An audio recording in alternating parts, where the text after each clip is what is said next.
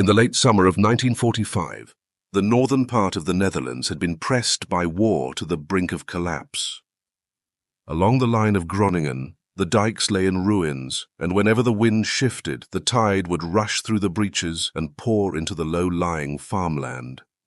Waterways were silted up, the mud in the ditches had turned black, and the air carried the damp, rotten smell of decay. Roads, crushed over and over by heavy vehicles, had broken into separate segments, leaving many villages almost cut off from the outside world. The harvest season was approaching, yet vast tracts of fields were still under standing water. If the rainy season came 2 weeks earlier than usual, this whole area might lose its grain supply completely by autumn. In its reports at the time, the Dutch reconstruction authorities wrote one clear sentence: if the roads and water channels in the northern countryside were not cleared in time, the risk of post-war food shortages will arrive faster than during the war itself. This risk was felt far more directly inside the villages. The beams of the barns had absorbed so much water that they were already warped. If the rain continued for another 3 days, an entire structure could collapse. Blocked ditches caused backflow that raised the water level in the pig pens, and livestock were falling ill much faster than in previous years. If the blasted opening in the dike widened in a stormy night, the whole village might have to evacuate through mud and floodwater. The villagers had already tried to send out every pair of usable hands, but the elderly, the women, and the children could not endure long hours of heavy labor. The young and able-bodied men had either died at the front or had not yet returned home. Everyone understood one thing clearly. If no more people joined the clearing work, this place could be overwhelmed by natural forces within a few weeks. It was against this backdrop that German prisoners of war were sent here. Franz Hollweg was one of them. He was 25 years old and had been conscripted into a militia unit cobbled together during the last weeks of the war. He had no rank and had received almost no training. He wore an old coat left behind by someone else, was pushed into a front line that had already fallen apart, and was taken prisoner after a brief spell of chaos. To the Dutch authorities, he was simply one of those urgently needed laborers. To himself, he was just someone being driven forward by the war, with no room left to refuse. After the military police called the roll at the village entrance, the prisoners were taken straight to the most difficult place, the section of dike road on the verge of collapsing. Rainwater was seeping down through the holes. The mud was continually sliding away, and if heavy stones were not laid down immediately after clearing, this dike road might completely break apart in the next downpour. Above it ran the only main road leading into the village. Below it lay the fields of several farming households. The villagers stood not far away, watching. No one spoke, but each person knew exactly how important this stretch of road was. When Franz approached the dike road for the first time, he could feel the land breathing in a rhythm that was both exhausted and dangerous. The mud beneath his feet was so loose it could barely bear a person's weight, and moisture kept rising in the air around him.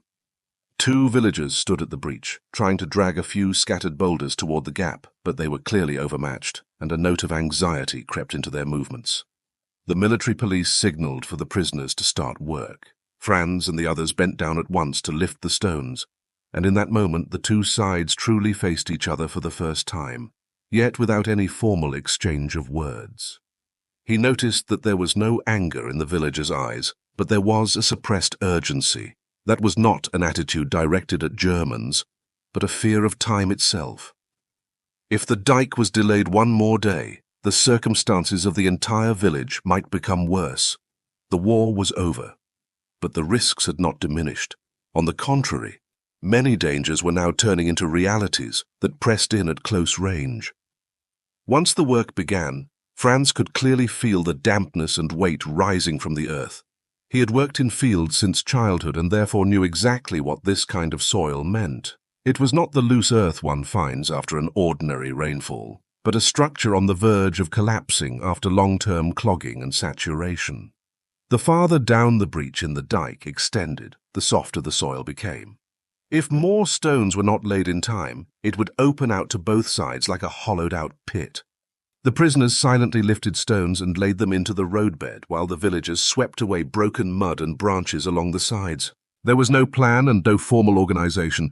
Every movement was a direct response to whatever they felt underfoot at that moment. The danger in the land forced them to form a kind of primitive cooperation in the shortest possible time. Even without language, they could read the next step from one another's gestures and actions. By the time the sun began to set, the dike had at least stopped continuing to sink. The villagers' breathing was noticeably less strained, yet no one showed any sign of relaxation. They all knew this was only a temporary stabilization. The real repair work had not yet begun. The military police blew the whistle to assemble, and the prisoners had to leave before dark.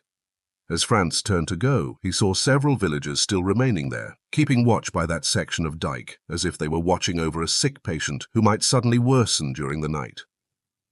The war had left no gunfire here, but it had left behind a deeper kind of pressure, quiet and prolonged.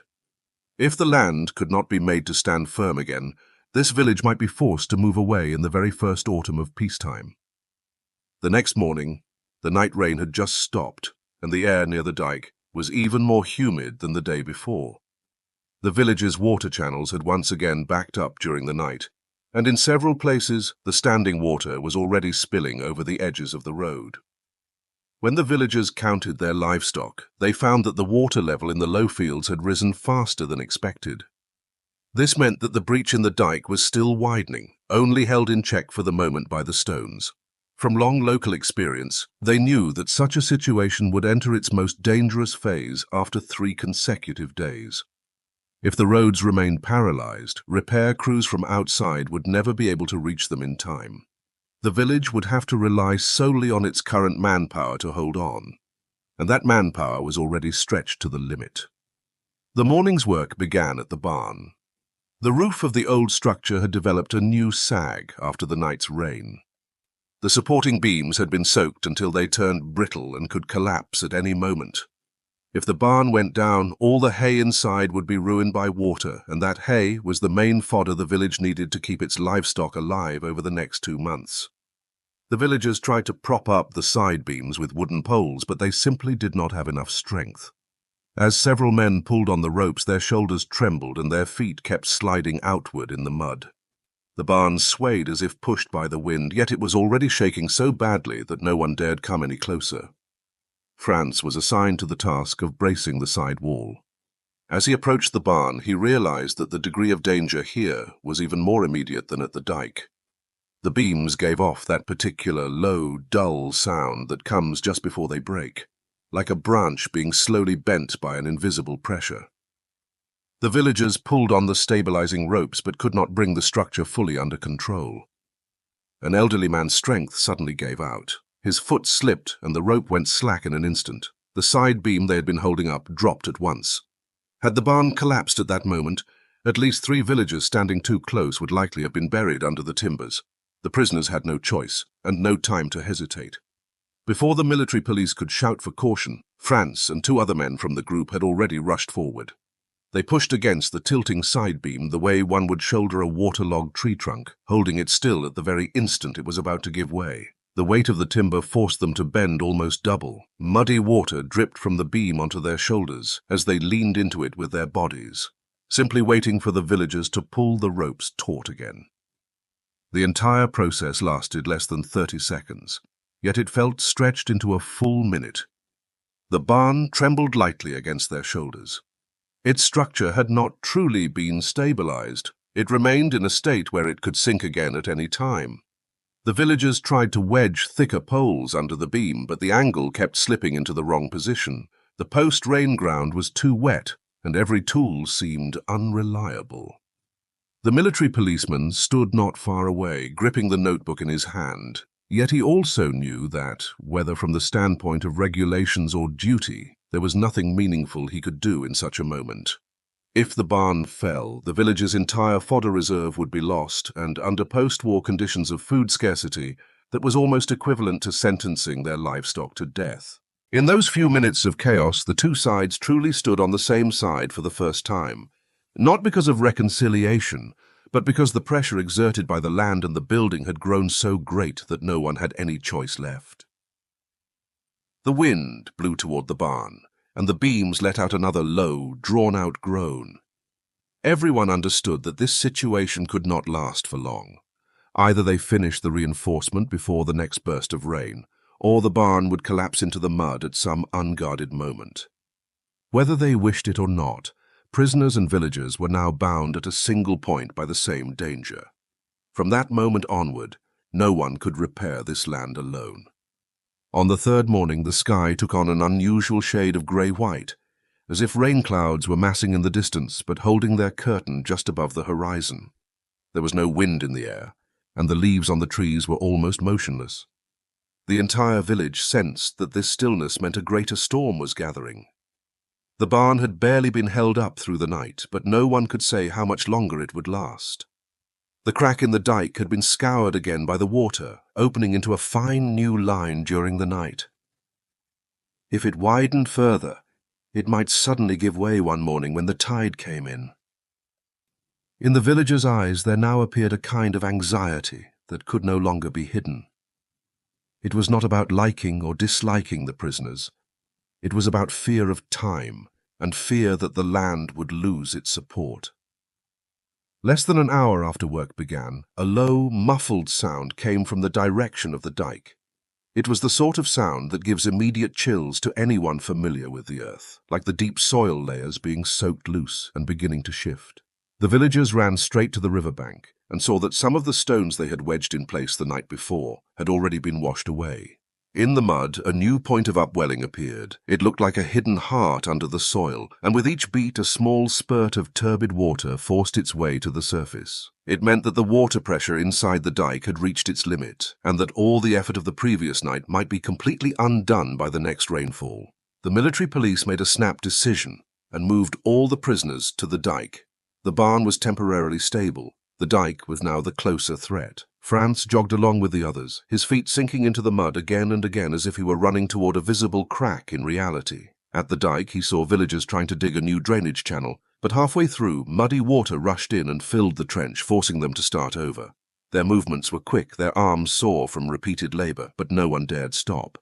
Prisoners and villagers crowded together, using their hands, shovels, and any pieces of wood they could find, trying to clear a path for the water before the dike loosened completely. The soil was as wet as paste, and every time they opened a narrow slit, it collapsed back in almost immediately. Several attempts failed, and the base of the dike was more obviously hollowed out. Someone knelt in the mud, trying to wedge stones into the gaps, but the stones slipped away again and again, as if pushed aside by the water itself. The air held the smell of looming failure, a smell that tightened everyone's chest. Franz heaved up a large stone and shoved it toward the point of upwelling, but the force of the water was stronger than he had anticipated.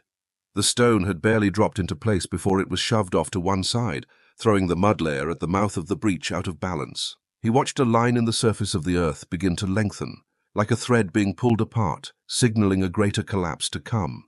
He tried to steady the stone, but the ground suddenly gave way beneath his feet. He pitched forward, his elbows plunging into the muddy water. The prisoners around him quickly hauled him back up, but without that crucial stone, the lower layers of the dike began to slip rapidly. The breach opened like a mouth, pulled wider and wider by the force of the flood.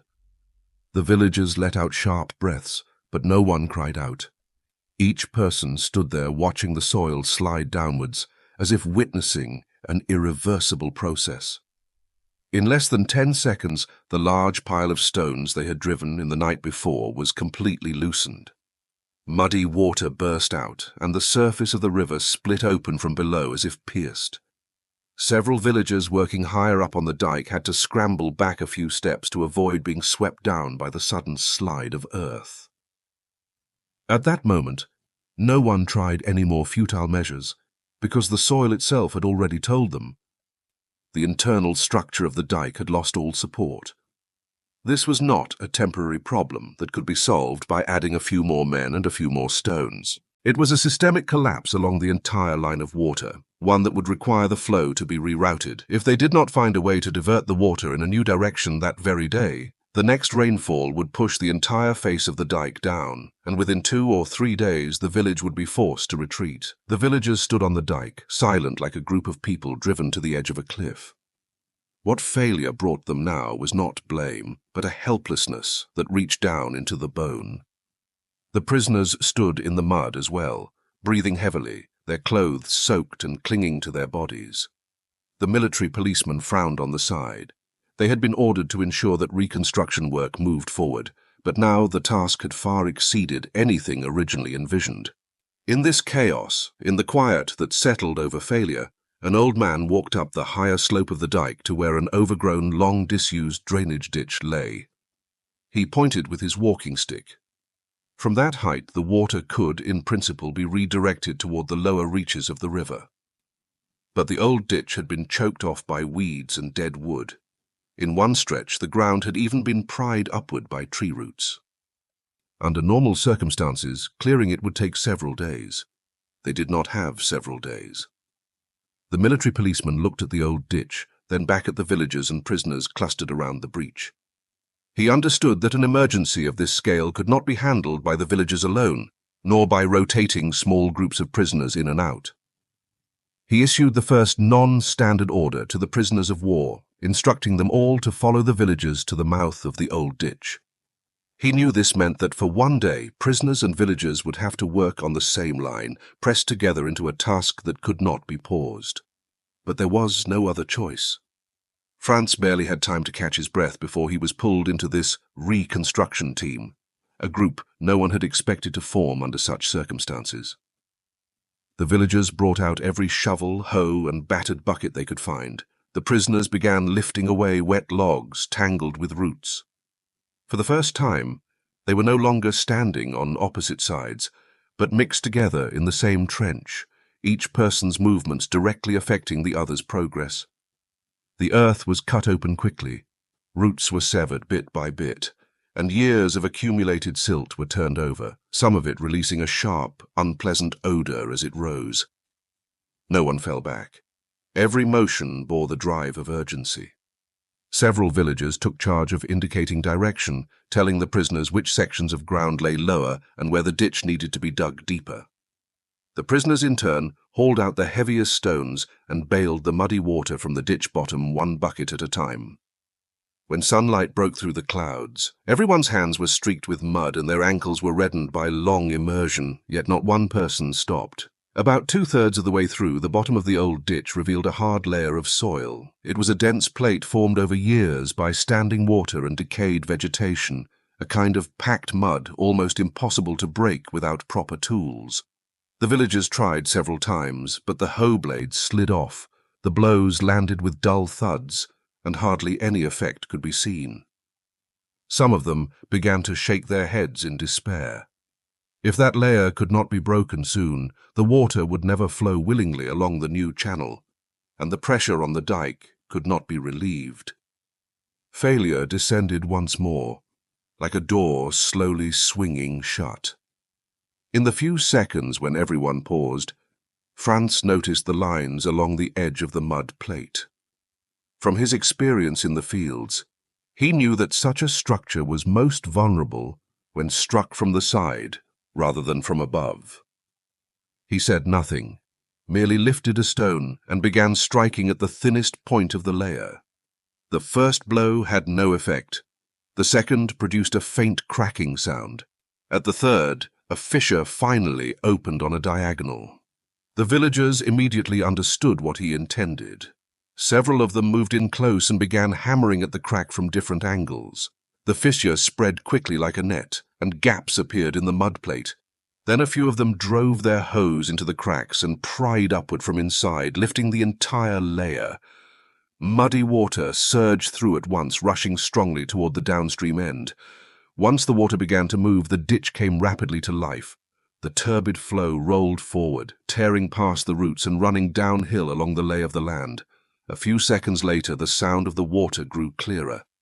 It was the sound of a weight that had pressed on everyone's chest for days finally being forced through. They all turned at the same time toward the dike and saw that the upwelling point in the mud had stilled and the water level was slowly dropping. It was the first true success they had seen in 3 days. Some villagers let out long breaths, others braced themselves on their knees, almost unable to stand. The prisoners slumped down in the mud as well, water streaming from their trouser legs. but there was an undeniable loosening in every face. It was not victory, only a temporary stay against near collapse. Yet, in that moment, no one saw the others as enemies or outsiders anymore.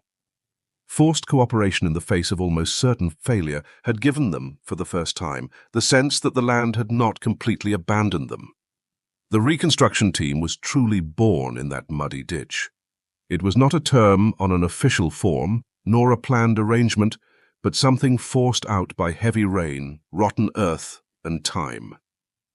Everyone understood that there were dikes still to be repaired, barns still to be reinforced, an entire village still waiting to be propped back up. But at least now they knew that when the next danger came, they would not be standing on opposite sides of the line. They would be standing in the same muddy ditch, bearing the weight of the land together. On the day after the old ditch began to function, a faintly loosened atmosphere spread through the village. The air was still damp, but as the water level fell, thin, dry lines appeared along the edges of the road. The dike was stable for the moment. The breach was held in check by the new channel and no longer looked ready to expand at any instant as it had in previous days. The tension of the past few days had not entirely vanished, but it was like a string stretched to the breaking point that had been eased just a little. The vibration was still there, but no longer unbearable. Even so, the amount of work facing the village remained enormous. The barn needed a thorough reinforcement, the beams had to be reset, and the wet hay had to be moved out quickly before it turned mouldy and rotten. The piles of bricks on the road had to be relocated, or the grain carts coming in autumn would be stopped at the village entrance. Each task resembled a potential crack, ready to widen again at the slightest neglect.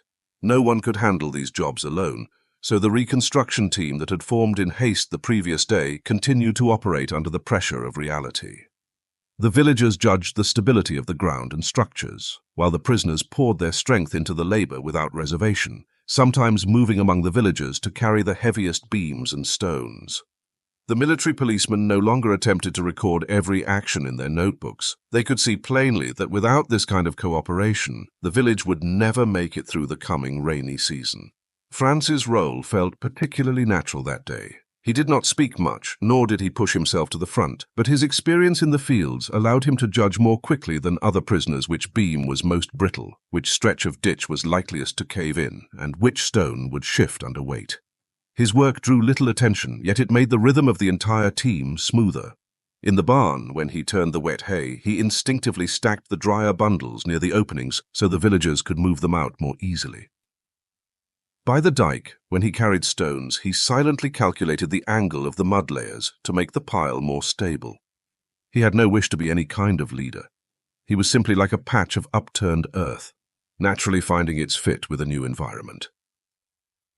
This unspoken coordination brought subtle changes in the villagers' attitude toward the prisoner group. The old men in the village no longer kept their distance.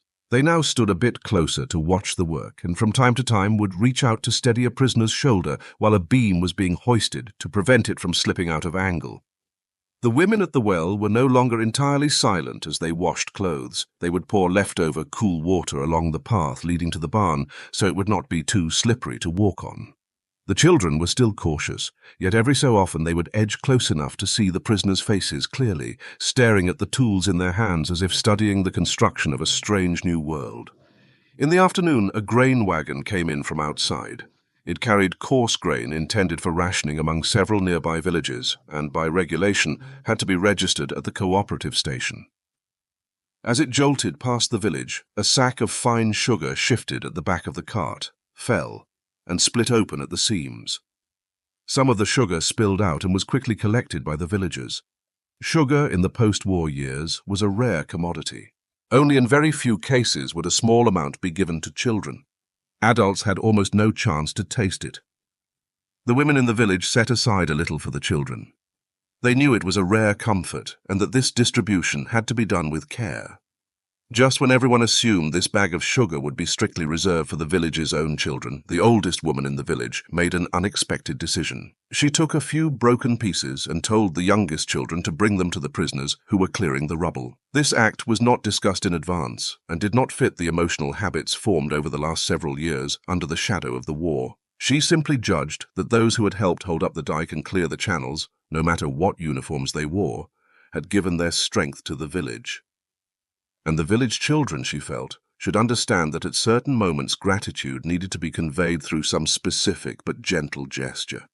The children were inevitably hesitant about the instruction from their mothers. They stood beside a half-built line of bricks, holding in their hands only a few remaining pieces of sugar, broken small like pebbles. After a few seconds, they mustered their courage and slowly walked toward the prisoners. Franz was lifting a slab of concrete when he saw the children approach. He froze for an instant, then set the slab down steadily. He did not extend his hand or step back. He simply stood there and waited quietly. The children placed the few pieces of sugar in his palm, their movements like setting down something both precious and fragile. They ran back quickly and did not dare linger. Franz looked down at the sugar in his hand. There was mud on his skin, along with scratches and blisters, and those tiny grains of sweetness reflected a faint white light in the sun. He did not put them into his mouth at once, nor did he hide them away. Instead, he raised his head and looked toward the children in the distance. They were standing by the gate of a yard, looking at him shyly, as if waiting for some kind of reaction. It was a long-absent emotion, not forgiveness and not pity, but a mutual recognition that is extraordinarily rare in wartime. It arose from the smallest of gestures, yet it carried enough weight to nudge aside a portion of the vigilance that had built up over the preceding days. The villagers did not step in to stop the act, nor did they show unease or rejection. They simply watched, as if watching a small patch of new growth appear on land that had begun to sprout again, fragile but real. Franz shared the few pieces of sugar with the prisoners beside him. He knew that for them this sugar was not food, but a rare symbol, the sign that on foreign mud they were being regarded as human. They did not gulp it down, but placed it carefully in their pockets, as if preserving a keepsake. When evening fell, a quiet warmth settled over the village air. The beams in the barn were all back in place. The point of upwelling at the dike had stabilized, and the sound of water in the old ditch had become a low, continuous murmur, like the earth slowly regaining its breath. The villagers held no ceremony and offered no deliberate words of thanks. Yet in their division of labor and their movements they had long since accepted that the prisoners were participants in this land, no longer merely outside labor. On this stretch of land that the war had almost exhausted, the candy was no more than a tiny grain, yet it was like a point of light finding a crack through which to shine in the darkest ruins. A few days later at dusk, the air in the village no longer carried the clammy tension it had held in previous weeks. The gap in the dike had been fully filled. The reopened ditch carried the water safely into the lower reaches of the river. The barn's beams stood straight again, and the stacks of dried grass gave off a faint, clean smell. The rubble on the road had been cleared into 2 neat lines of piles, so that when the grain carts came again in autumn, they would no longer be blocked by mud and stone at the village entrance. It was as if, after a long convulsion, the village had finally recovered its most basic rhythm of breathing. The prisoner detachment was to be transferred. The next reconstruction tasks lay 2 village roads away. They would be sent on to other dikes, to more distant fields, or to the river bank. There was no ceremony and no farewell. The military police simply blew the whistle for assembly, and the prisoners formed up in 2 ranks as they always did. The villagers stood on either side of the road, not far away, yet no one stepped forward. In the silence there was neither distance nor deliberate restraint. Both sides understood that some things, once completed, required no words to underline them. As Franz lifted his foot to take the first step, the group of children who had often hovered at the gate suddenly broke from the side of the crowd. Their shoes kicked up fine dust along the roadside, and in their hands they held a small cloth bag filled with the last of the sugar, pounded into tiny fragments. It was their portion, the rarest and most precious thing in the village. They pushed it into Franz's palm, as if entrusting him with a certain weight. There was no explanation, yet in that moment the silence was more complete than any speech. He did not refuse. Instead, he divided the little bag among the prisoners beside him. Each man slipped the broken sugar into his pocket, without tasting it at once and without treating it as food, but as a way of preserving a brief span of time that had been real. They knew this would not appear in any reconstruction report, nor leave any trace in official records. Yet it belonged to this village and to those few days when they had stood together in the mud and held up the land. As the column moved off along the repaired road, the village roofs caught and reflected the faint glow of the evening sky. The light was gentle, yet enough to illuminate new shapes after so much ruin. The war had left no grand tale here, only small fragments of being forced to cooperate, forced to trust, forced to see human beings again. It was these fragments that allowed a place to rise from the rubble, that made strangers face the same direction, and that marked the quiet beginning of a real peace. In the archives, these days would be recorded only in a few lines as participated in dike repair or assisted in ditch clearance, but in the memories of those who lived through them, they ran far deeper than words. The land had been repaired, the buildings had been set upright again, and the most fragile yet precious kindness between people had left its trace in the same soil. Peace was never truly the day the war stopped. It was something that began quietly on a silent evening like this.